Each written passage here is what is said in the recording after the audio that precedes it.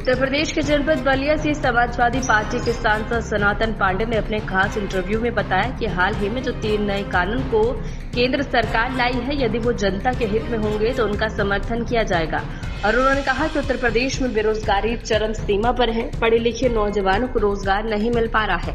पिछले मोदी सरकार के 10 साल का कार्यकाल ठीक नहीं रहा और उन्होंने कहा कि समाजवादी पार्टी के सबसे बड़े नेता अखिलेश यादव उभर कर सामने आए हैं। सांसद बनने पर क्या उनकी प्राथमिकताएं होंगी, उस कसौटी पर खरे उतरने का काम करेंगे।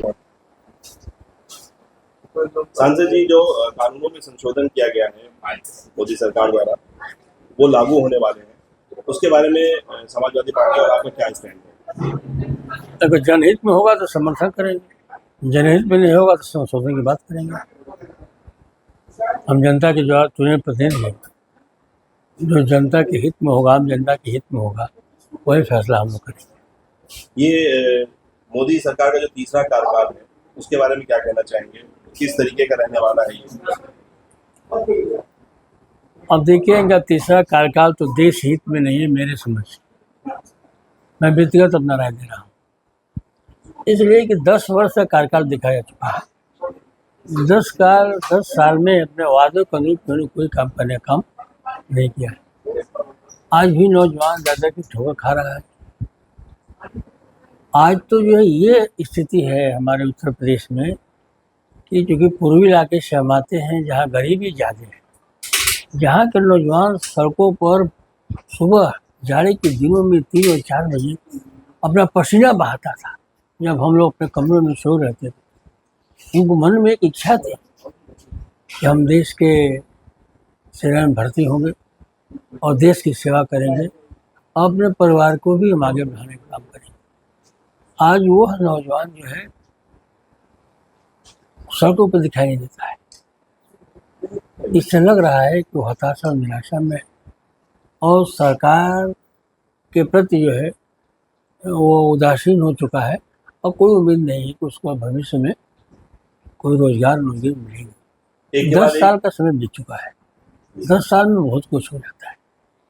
8 साल का लड़का 18 साल का हो जाता है, 18 साल का नौजवान 28 साल का हो जाता है।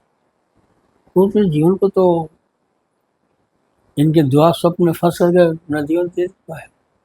अब तो उसके सामने कुछ बचा नहीं। ठीक, ये लगातार जो है कई परीक्षाएं एक के बाद एक जो है वो कहीं पेपर लीक हो गया, कहीं कुछ हो गया, कहीं अनियमितता पाई गई। अब नीट का करंट मामला है, क्या हम तो उत्तर प्रदेश में बैठा हुआ हूँ। उत्तर प्रदेश का एक जनपद है आपका गाजियाबाद। जब मैं आप लोगों के माध्यम से सुनता हूँ कि योगी का बुलडोजर आसाम तक पहुँचा हुआ है, अगर योगी का बुलडोजर यूपी से आसाम तक पहुँच सकता है तो ये नकल कराने वालों को और रिजल्ट देने वालों को और पेपर लीक कराने वालों पर इनका बुलडोजर कब चलेगा? समाजवादी पार्टी और हम उससे इंतजार कर रहे हैं। क्या समाजवादी पार्टी इसको मुद्दा बनाएगी? हम जनता के द्वारा चुने हुए लोग हैं, हम लोकतंत्र में विश्वास रखते हैं। लोकतंत्र में जो भी लोक हित में होगा उसके लिए हम लोग काम करेंगे। अखिलेश यादव किस तरीके से अब उभर करके सामने आएंगे?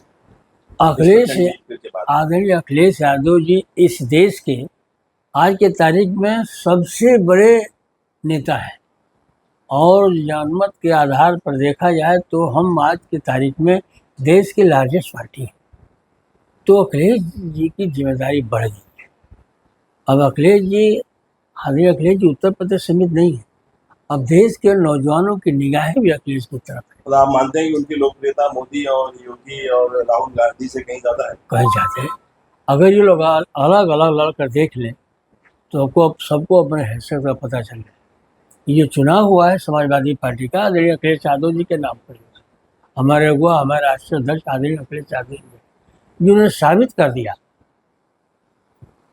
जो भरमाया गया था 10 वर्ष तक उत्तर प्रदेश जनता को, ये यादव की पार्टी है, मुसलमान की पार्टी है, या आम आदमी की पार्टी नहीं है, उसको जो है उसको तोड़ने का काम किया। उन्होंने उत्तर प्रदेश में जो है 5-5 ब्राह्मणों को टिकट दिया, 5-5 जो है निषाद जात के लोग हैं जिनकी संख्या बहुत कम होती है, उनको आगे बढ़ाने का काम किए। गोंड और खरवार के नाम सुने होंगे, जो उत्तर प्रदेश में 2% भी नहीं है, उनको भी समाज में आगे बढ़ाने का काम किए। उन्होंने हर जाति, हर वर्ग के धर्म को लोगों को लेकर के एक खूबसूरत हिंदुस्तान बनाने का उन्होंने सपना देखा है, जिसकी पहली सीढ़ी और पहली परीक्षा हम लोग पास कर चुके हैं।